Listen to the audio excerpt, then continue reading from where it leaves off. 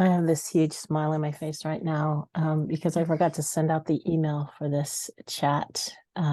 So I'm going to chat as if you're all right here with me because you will be hearing uh, you'll be hearing this later on a replay. You might be joining me here at any moment. Today, I want to talk about the courage to live your Dharma. Many of you have been watching as I bumble my way across the country the last 14 months, and I'm going to talk about that more. But all of this comes from that time, and so the stories will come out as we talk about creating something new and stepping more fully into who we are. It's a theme in my life. We all have the overlay of culture, our families, the idea that we are here to create a purpose, to find meaning, kind of clashes with that sometimes. It did very early for me. I felt black sheepish early, and then I took off for California. So unlike others who need the security and the stability in times of shakiness, I need freedom. And so that's what I did. So today's going to be interesting. We're going to talk about, first, I want to say something about purpose. This is kind of a catchword, right? Everyone is looking for what their ultimate purpose is. And I've probably been thinking about that since I was 13. I remember sitting in a group doing some kind of project, but there were another woman and I, another girl and I, who were doodling, doing the 70s kind of doodles with the butterflies and the peace signs. And I just kept writing over and over again, why? I don't know. I didn't know why I was writing why. I didn't know what it would lead to. But I have been for most of my life questioning why I'm here, what it's for, and how I can contribute. And I would say if there's a theme of this last 14 months, it's been finding that place to firmly put my feet again. Happily, I found that I'm exactly where I want to be. I'm recommitted. And I have some things to share with you because I've spoken to lots of women along the way. And I can't wait to speak to you as well. It's a time of reconnecting and talking to you again. So if I was to just give you a simple answer, and I know it doesn't fill up all your yearnings, I would say that your purpose is to love. More than ever, especially now, your purpose is to love and serve. And so many of the so-called experts that you'll talk to about finding purpose and creating work will say, oh, passion doesn't matter. What you need to do is find something that people want in the world.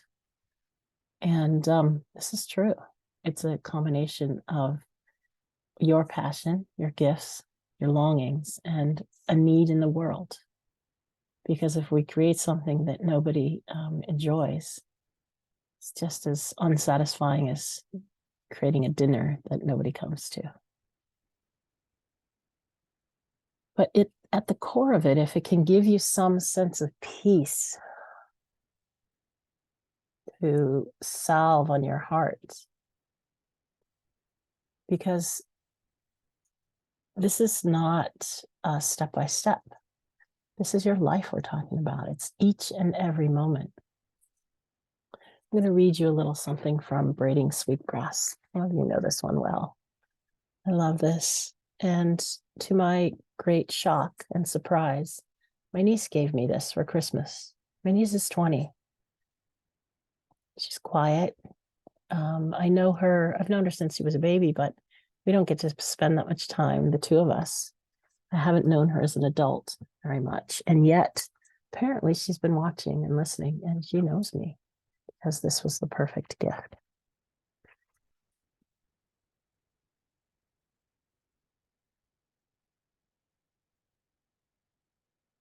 This book starts out with the story of the Sky Woman, an indigenous story. The Sky Woman comes to Earth and it falls from the sky into the water and is helped by the other beings, the other animals on the planet, to create Turtle Island, which is what the United States or the Americas are known to these indigenous peoples.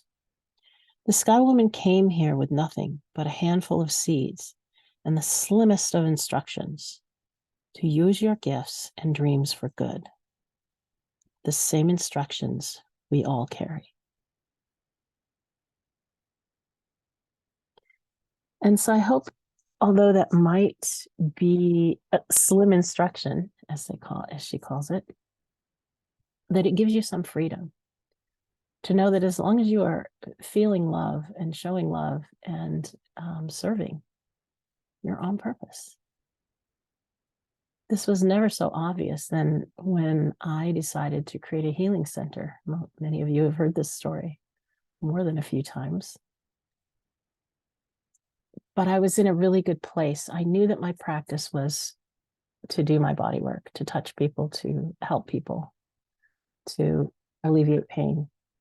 And the rest was up to the universe. So when it stepped into my purview, I could recognize it. This is what we're going to talk about. We're going to talk about how to take the advantage and what advantage to take.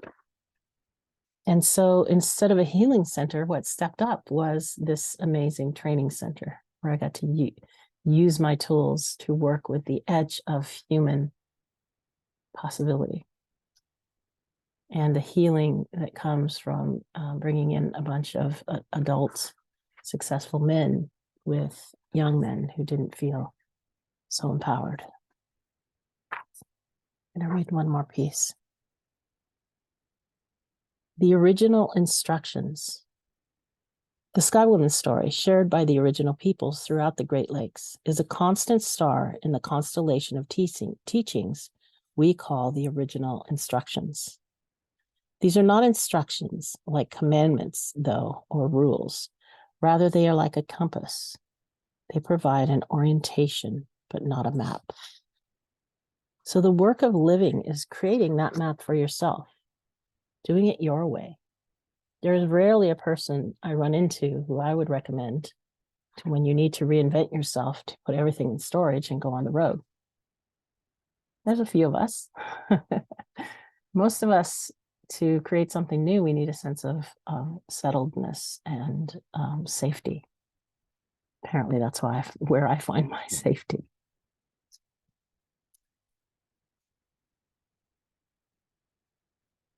And so today I want to talk about what I called the courage to step forward. Now, you might know the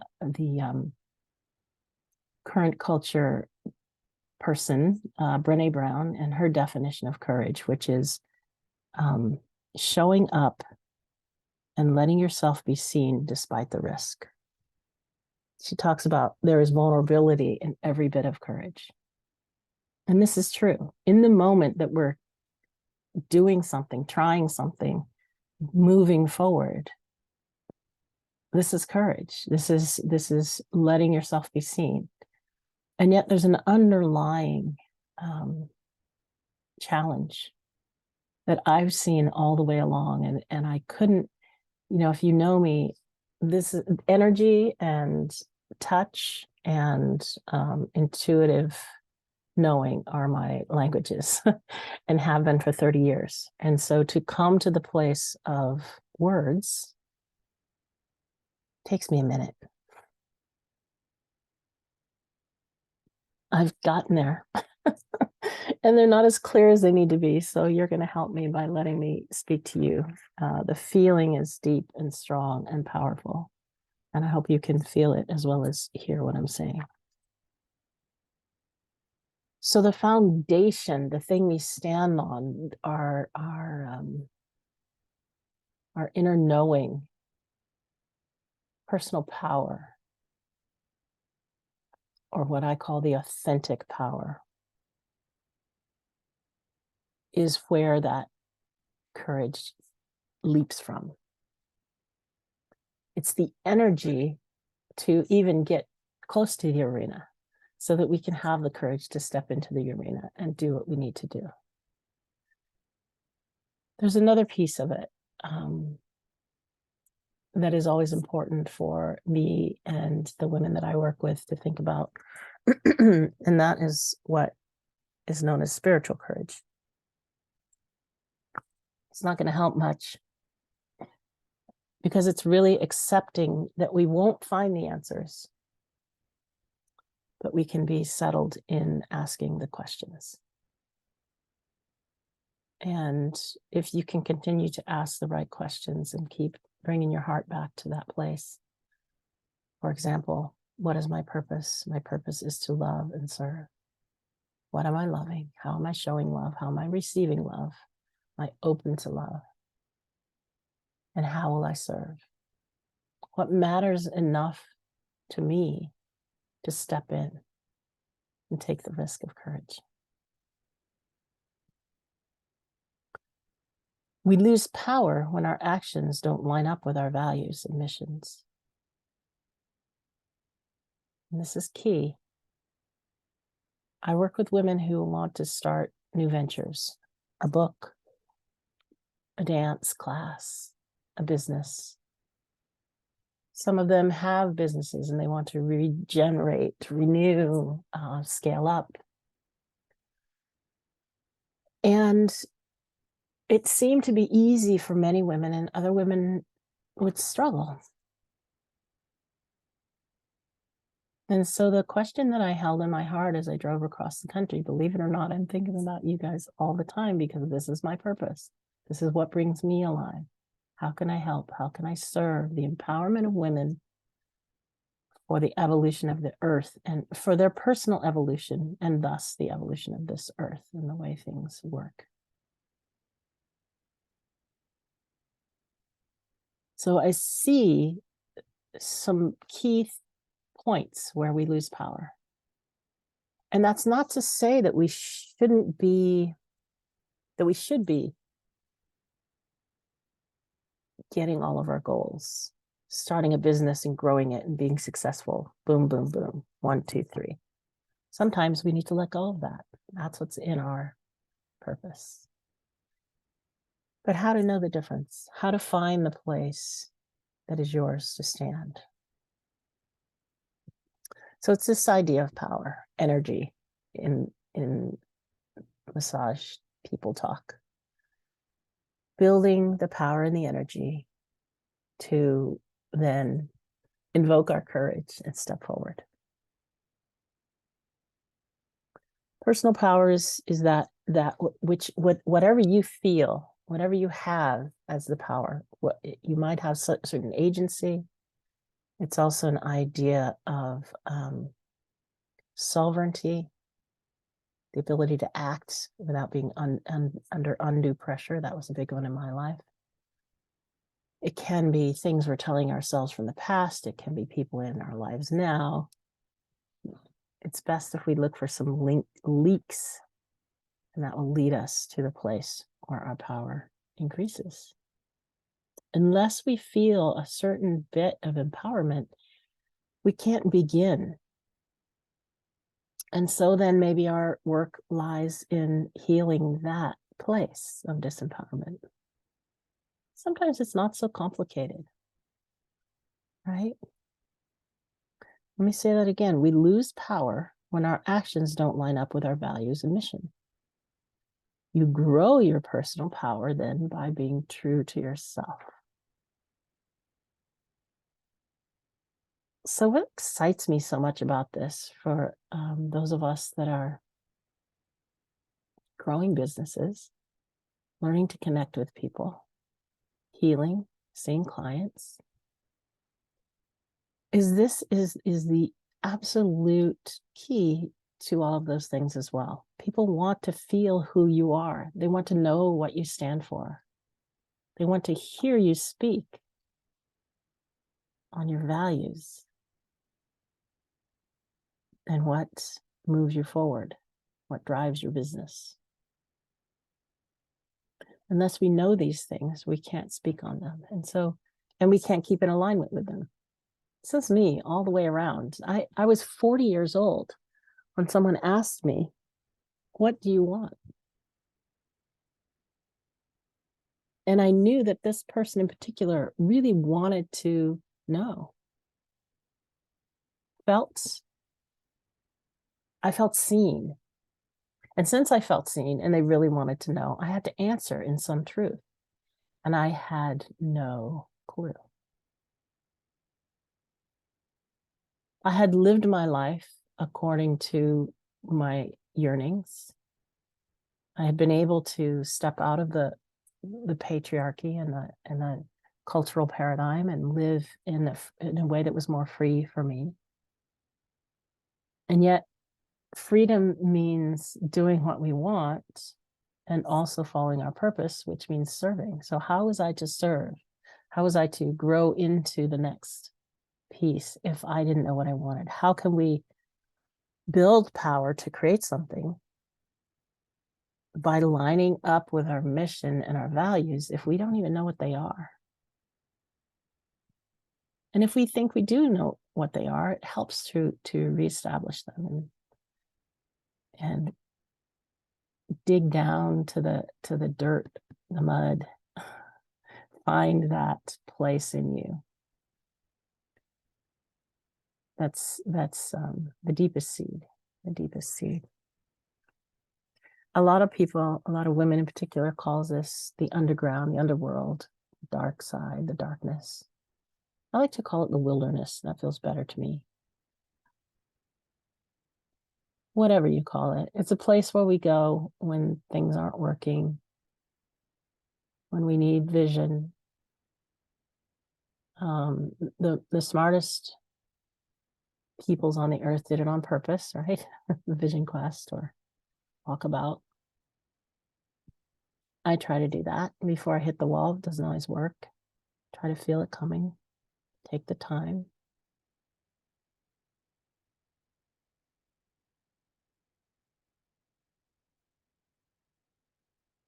When I stopped doing the corporate job for the second time in my life and became a massage therapist, that was 30 years ago next year. The synchronicity and the magic that flowed into my life was unbelievable. And what I know now is that I was hooking into this place of authentic power. When I returned from Japan, I had a degree in business. I could speak Japanese. It was 1993. And so I thought, no, sorry, it was earlier than that, 91. So I thought I'll get a master's in business in Japanese and I'll get a job doing that. And so I did, and I hated it again.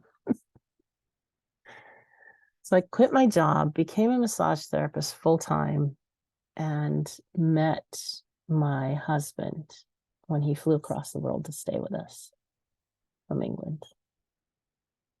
And I'll never forget driving to nighttime massage classes with the moon over the ocean in Santa Barbara. Sorry, it was this way. And I just couldn't believe the magic that was happening in my life. All the things falling into place, how good it felt.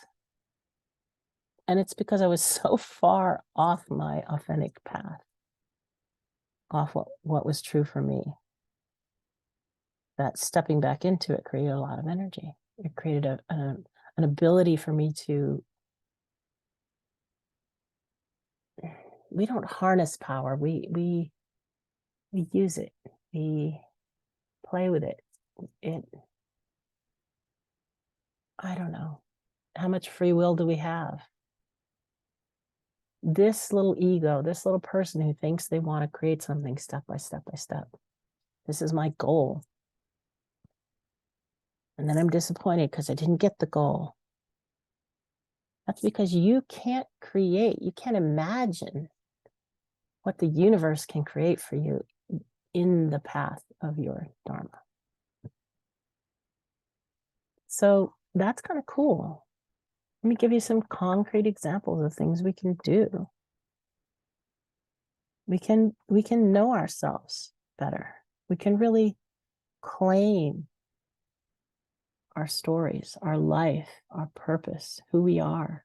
I reclaimed that part of myself that I maybe regretted, the most, or kind of shunned, and that was the businessy part. I love creating projects. I think we should be well paid for them.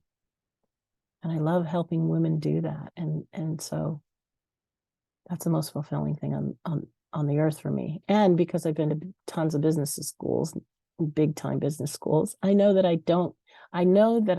that there's nothing that I don't know, that there's nothing that I can't find out if I need to. I know the basic principles of marketing and how to get myself out there. So I can help you do that. So let's look at our own personal power. Let's think about, what is it about myself? Here's some steps. And what I want to say too is that these little talks are going to go on all through January. Pretty much going to stick to every Thursday, but there might be more little tips here and there. So I need to step back into this voice. And there are oops, just lost it. Shoot. Here are the topics that we're going to talk about. Because these are really what's the word? We're going to talk about how to get clear. Man, I had it just, oh, there we go. We're going to talk about clarity. We're going to talk about, who are you? What are your gifts? What do you care about passionately? Because that's how we build personal power. We're going to talk about some other things around personal power too, and authentic power. We're going to talk about reclaiming your stories. What part of you or your life have you banished? How can you reclaim and integrate all of it and really celebrate it? We're going to work on your voice. We're going to talk about your message and what you're committed to, what gives your life and or your venture meaning. This is great for entrepreneurs. I work with a lot of entrepreneurs, but it's great for anyone who wants to create more meaning in their life. They want to be fulfilled. They want to feel like they're living the life that they came here to live. No regrets.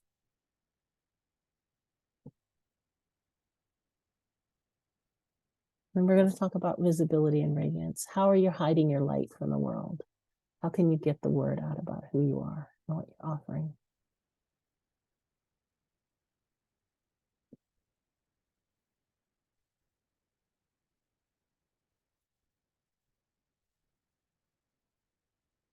I'm going to ask you to ask questions here in a minute. Let me just jump over here because it looks like, okay. I want to make sure everybody was in that wanted to be in.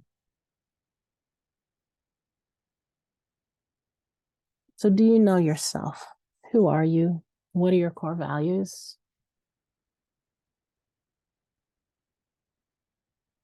You'll make thousands of choices, thousands of decisions in a business, in your life, every day. And unless you have some grounded, totally thought out, written out missions and values, it's hard to make those. And if you do have them really thought out, then you can get disciplined with yourself and say, you know what, that person just offered me this, this, and this, but that's not right for me because I've decided to do this other thing. That builds personal power. Just saying that made me feel good. I was like, yeah, I said no to something.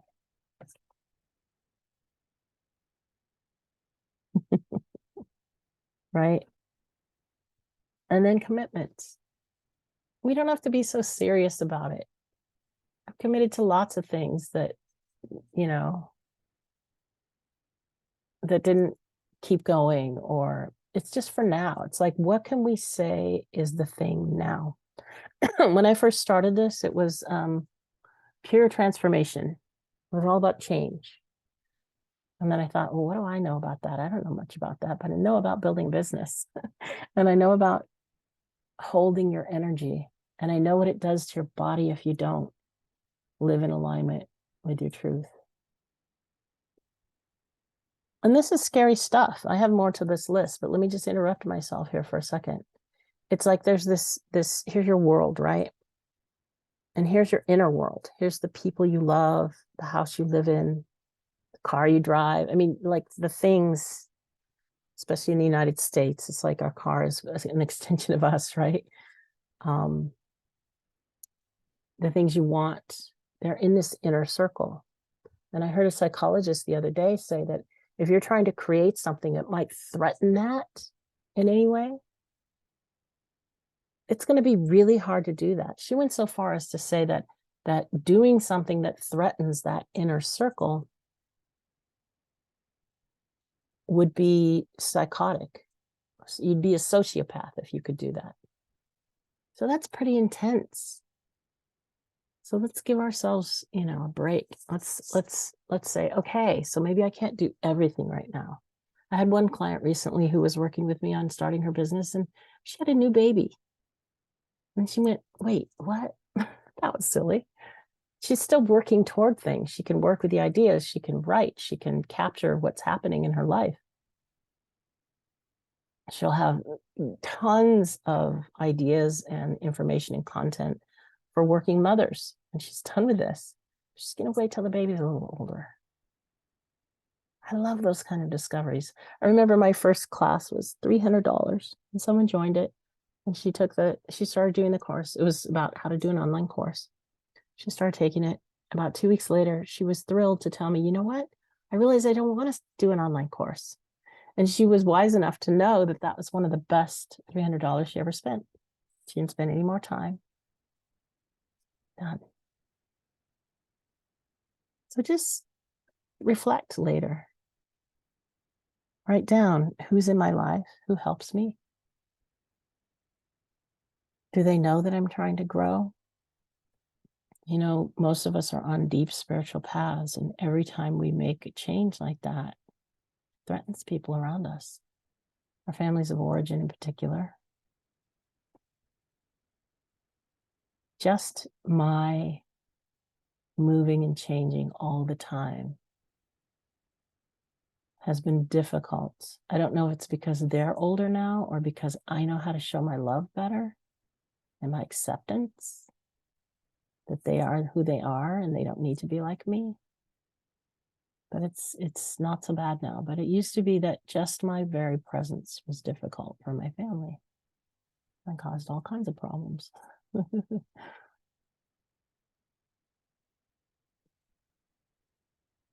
Are you 2 feet in? Have you committed to something? Maybe it's just to finding out who you really are. But once you do, and if you create a business, put it on your calendar. If you're going to write a book or write that sales page or write a letter to somebody you need to write a letter to, put it on your calendar. I like to get up and do things, blah, blah, blah, blah, blah. But that's my clearest time of day, so I don't do that anymore. 9 to noon, I write, period. I create this next version of a woman's Dharma. And then create some space. Realize that unless you create space, time, space in the world. See, I'm using a virtual background for the first time. I don't really like them, but I realize that as I'm moving around to other people's homes, I'm in the basement of my sister's home. It's a nice little apartment, but it's got drop ceilings and gray walls. And this is the guest room. My COVID from September, I didn't get brain fog, but I got this weird thing where I can't think of simple words every once in a while. So guest room of the first place I stayed 10 years ago when I decided to build an online business. So you make the space the way you need to. Take the pressure off, make it easier. People don't need such formal things anymore from you. They need compassion. They need constant connection. They need real. We need real you. And then come together with people. And I want to invite you right now to be part of this next iteration of A Woman's Dharma. The Dharma Kitchen, my group program, is going to be opening again, but it's going to be different. If you were in it before, there's opportunities that I will gift to you, because I didn't lead the community the way I wanted to. We need to make a commitment to our business, to each other, and we need to make it ongoing. And I need that too. And so if you have a business and you've been thinking about doing what lots of people call a mastermind, you might contact me about that. We can't do this alone. I'm talking to you right now because I realized that I was a little stuck, that I had so many new ideas and so many programs going forward and so much to share with you, I couldn't get started. So I just did it. And here I am with my heart peeps. Thanks for being here. And lots more people texting me saying, why didn't you tell me? I'll listen to it later. So let's go over it again. Know yourself. Examine your life. Where are you losing energy? Simple things. I was losing energy to carbs. When COVID came, I took the advice of everyone, the newspapers, and I went to the store and bought everything I would need. And I thought, oh, I'm going to need some snack foods. I never kept snack foods in my house. That was one thing I never did, because then I'd have to leave to get them. And yeah, no carbs for me right now. It's been working really well. Small things, lots of energy, lots of power over us. Our narrative. What is your narrative about yourself that doesn't work anymore? My niece is 16. And when I first got here, she said, yeah, I'm antisocial. I said, you're not antisocial. You're just shy. What do you say about yourself that can go?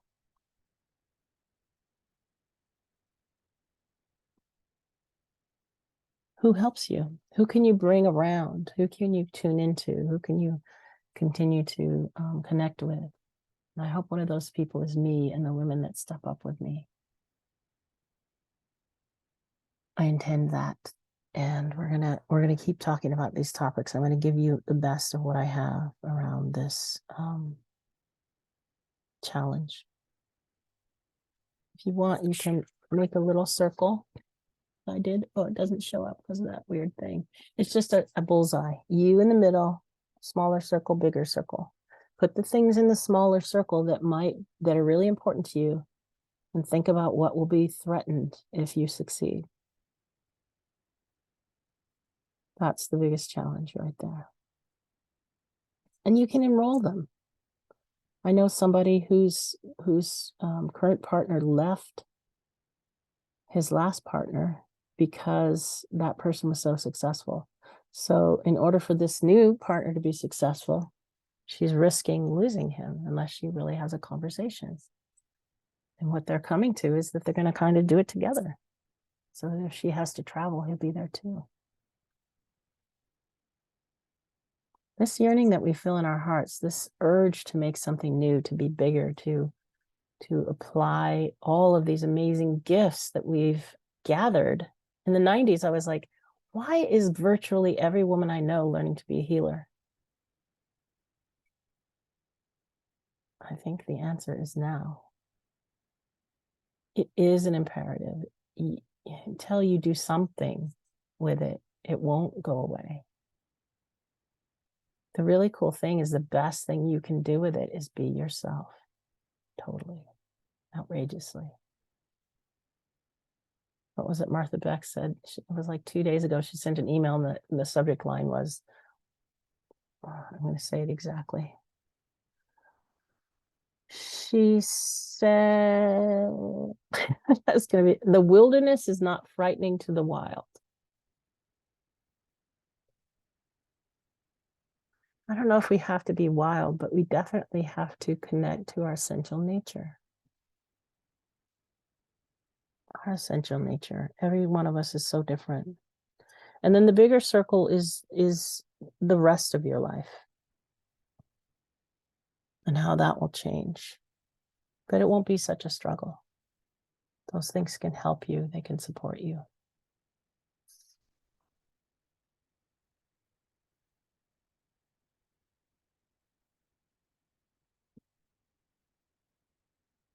All right, so every Thursday in January, I'm going to do this. And I'd like for anyone who wants to come on with me. I'm going to open up the microphone here in a minute, and that part won't be recorded. We can just chat. If you need a coach, if that's the kind of help you need, because we all need help. I'm doing this crazy thing where it's like, I don't know, it's like half off for my coaching right now. A couple more people I can fit in. Because I'm on the road. I'm not paying rent. I'm at my sister's in Arlington right now. If you want to join a group, please look in the email and make sure you're in our group, and we will be joining together to create projects. I need those people by my side, and so do you. So just let me know, hit return and say hello. See you next week. Hi, ladies. I'm trying to find the stop record.